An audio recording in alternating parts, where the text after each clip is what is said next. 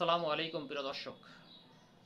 আজকের পেপারে একটি সংবাদ আমার চোখ আটকে গেল, সে লক্ষ্যেই একটু আলোকপাত করতে চাচ্ছি। সেটা হলো,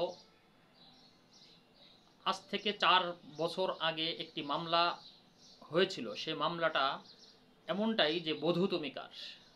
মামলাটা করেছিলেন রাকিব হোসেন নামে এক ব্যক্তি। সেটা হলো তার স্ত্রী তামিমা এবং ক্রিকেটার নাসির হোসেনের বিরুদ্ধে। এ কারণেই যে রাকিব হোসেনের বিবাহ সম্পর্কিত সময়ের মধ্যেই বা বিবাহ, রাকিব হোসেনের একটি সন্তানও আছে 11 বছরের, এবং একটি সন্তান থাকা অবস্থায় তাদের কোনো রকম তালাক না হওয়ার সত্ত্বেও তামিমাকে বিবাহ করেছিলেন প্রসিদ্ধ ব্যক্তিত্ব নাসির হোসেন, যিনি ক্রিকেট খেলে প্রসিদ্ধ হয়েছেন। আসলে তাদের থেকে আমরা এই ধরনের কাজ কখনোই চাই না।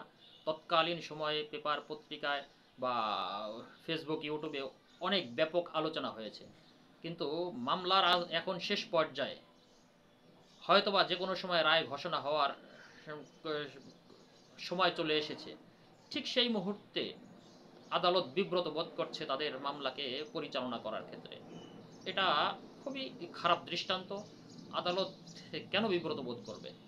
এটাই তো উদ্দেশ্য, যে নাসির তামিম প্রসিদ্ধ ব্যক্তিত্বে পরিণত হয়েছে, তিনি ক্রিকেট খেলে প্রসিদ্ধ ব্যক্তিত্ব হয়েছেন, সমাজের বিত্তবান হয়েছেন, তার বিরুদ্ধে মামলা পরিচালনা করতে চাচ্ছেন না। এটাই। পক্ষান্তরে রাকিব হোসেন একজন দরিদ্র ব্যক্তিত্ব, এবং তিনি যা তামিমাকে, তার সাবেক স্ত্রীকে নিজে গায়ে খেটে লেখাপড়া শিখিয়ে তিনি বিমানবালা বা বিমান ক্রু করেছিলেন। হ্যাঁ, কিন্তু তার সাথে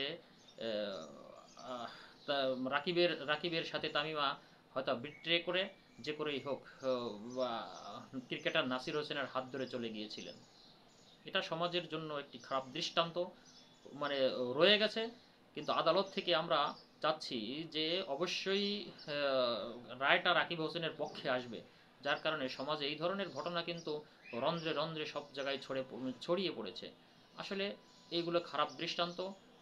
মহিলাকে প্রলুব্ধ করে অথবা পুরুষকে প্রলুব্ধ করে একজন আরেকজনের তার সংসার এবং বাচ্চা কাচ্চা সব কিছু রেখে আরেকজনের হাত ধরে চলে যায়, এটা সমাজের, আসলে আমাদের এই উপমহাদেশের মধ্যে পারিবারিক বন্ধনটা অত্যন্ত সুন্দর এবং অত্যন্ত ভালো, যেটা খারাপ দৃষ্টান্ত। যা হোক, অনেক দীর্ঘদিন অপেক্ষমান ছিলাম আমরা যারা একটু একটু সংবাদ রাখি, কিন্তু 4টা বছর লেগেছে এই মামলা তদন্ত করতে।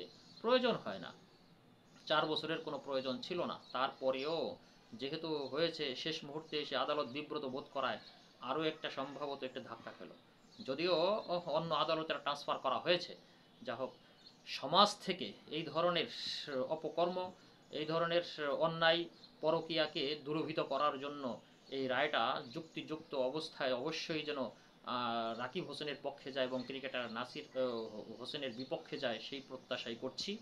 এবং সমাজের মধ্যে যেন মানুষ আর এই কাজে যাতে উদ্বুদ্ধ না হয়, সেই আশাই করছি।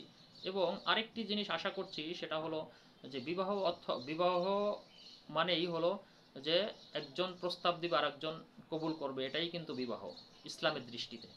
কিন্তু আমাদের দেশে কিন্তু কাবিননামার সিস্টেমটা আছে, কিন্তু এই কাবিননামার সিস্টেমটা সেই সেকেলের এখনও রয়ে গেছে, ডিজিটালাইজড করা হয়নি।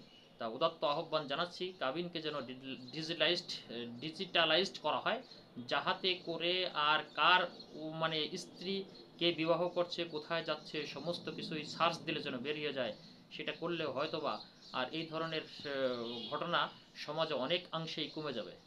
যাই হোক, সরকারের প্রতিও উদাত্ত আহ্বান জানাচ্ছি, আপনারা নিশ্চয়ই এই বিষয়ের প্রতি নজর দিবেন এবং উজ্জ্বল দৃষ্টান্ত একটি রায় এই মামলার আশা পোষণ করছি, সে যাহাতে করে সমাজের মধ্যে এই ধরনের কর্মকাণ্ড আর কখনো না হয়।